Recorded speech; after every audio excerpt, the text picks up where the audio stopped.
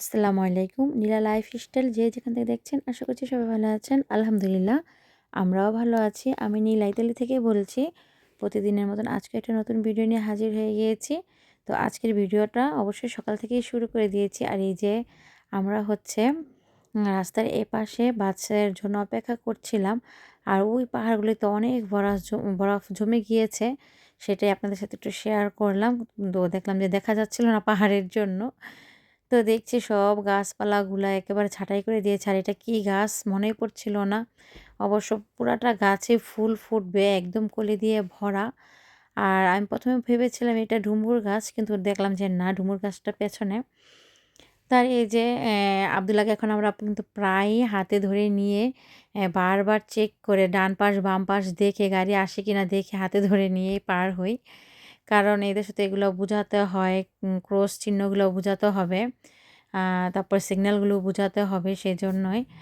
তো এই তো আমরা কিন্তু একটু ডাক্তারের কাছে চলেই আসছি। আর ডাক্তার দেখিয়ে তো চলে আসছি। ডাক্তার দেখানো শেষ।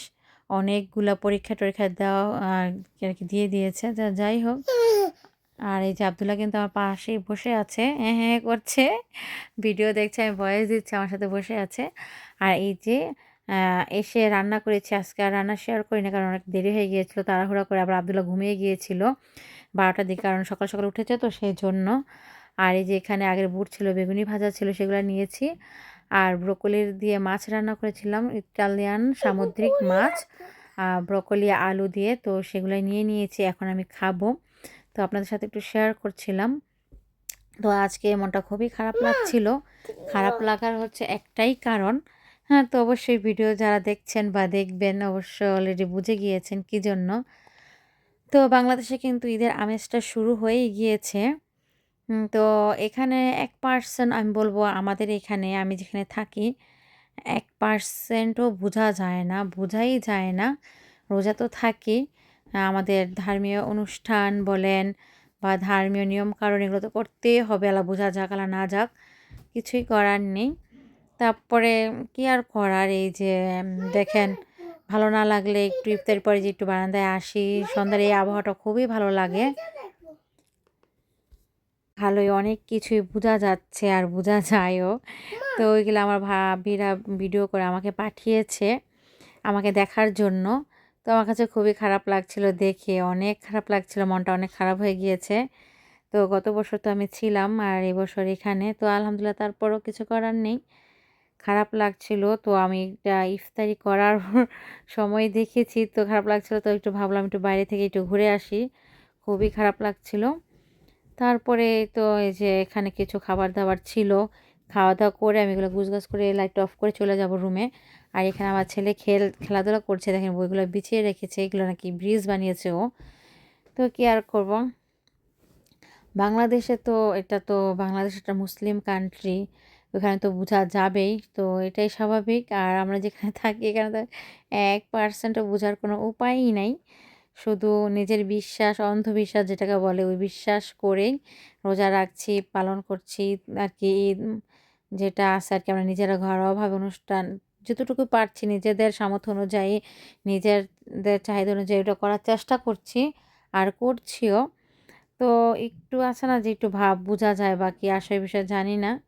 তো যতই আমরা হয়তো পাহাড়ে থাকি বলেই এরকম, কিন্তু শহর সেন্টারে বা যারা অনেক লোকালয়ে আছে কিন্তু ওরকমটা কিন্তু বোঝা যায়ই না।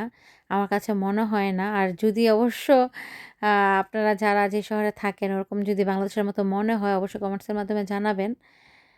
তো এই তো এখন আমার ছেলে খেলাধুলা করছিল। আর আমার মনটা তো খুবই খারাপ। কিছুই করার নেই। আর এই যে মন খারাপের মূল কারণটাই হচ্ছে এই যে দেখেন এত সুন্দর করে লাইটিং করেছে।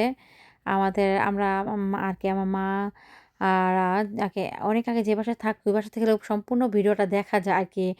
ভিডিও করলে সম্পূর্ণ রাস্তাটা করা যায়। তো আমি যখন গিয়েছিলাম তখন অন্য বাসায় ছিল। তো তেমন একটা বোঝা যেত না। আ জানালা দিয়ে বা গেট থেকে দেখা যেত না। বের হতে হতো, বাড়ির বাইরের গেটে যেতে হতো। তো যাই হোক, এখন তো আলহামদুলিল্লাহ ভালোই ঘর থেকে বসে, বসে তারা উপভোগ করছে, দেখছে আনন্দ। একটা ঈদের যে আমরা মুসলিম হিসাবে যে আমাদের একটা আনন্দ আর কি সীমাহীন বাধাহীন এমন একটা অবস্থা আর কি। আমার তো দেখে অনেকই খারাপ লাগছে। তো অনেক কিছু থেকেই আমি কিনা জানি না। আমার কাছে মনে হয় সবাই যারা প্রবাসে আছে আমার মতোই সবাই আমরা কিন্তু অনেক কিছু থেকেই আর কি মানে বঞ্চিত হই। যেমন এই যে রোজার ঈদ, কোরবানি ঈদ দোনোটাই কিন্তু অনেক আনন্দ আমাদের জন্য অনেক আনন্দ নিয়ে আসে বা আমরা অনেক আনন্দ করি। তারপরে আত্মীয়স্বজন বলেন, নিজের ফ্যামিলি তো আছেই। তারপরে কিছু আরকি বিয়ে-শাদী বলেন সবকিছু থেকে আমরা বঞ্চিত হই। এটা কিন্তু খুবই একটা কষ্টের বিষয়। যেমন ধরেন অনেকই কষ্টের একটা বিষয়। যে আমরা যেমন আরকি প্রবাসে থাকি দেখে যে সব বিষয় সব দিক দিয়ে পারফেক্ট তেমন না কিন্তু। এটা আমরা আরকি সময়ের সাথে, সাথে মানিয়ে নিতে হয়। না নিলেও কি করার ওভাবেই থাকতে হয়। কিছুই করার নাই আরকি। এটাই হচ্ছে বাস্তব। আর এটাই বাস্তব যে প্রবাসীরা সবকিছু থেকে বঞ্চিত যে প্রবাসে থাকে বলেই যে সবকিছু একা হাতে ৪ টা পায়ে আরকি পায় এরকম না। সবকিছু থেকে বঞ্চিত হয় আমার কাছে মনে হয়। আর আমি যেহেতু প্রবাসে থাকি অবশ্যই প্রত্যেকটা প্রবাসীর এই কাহিনীটা এরকমই হবে। তো কিছু বলার নেই মনটা খুবই খারাপ।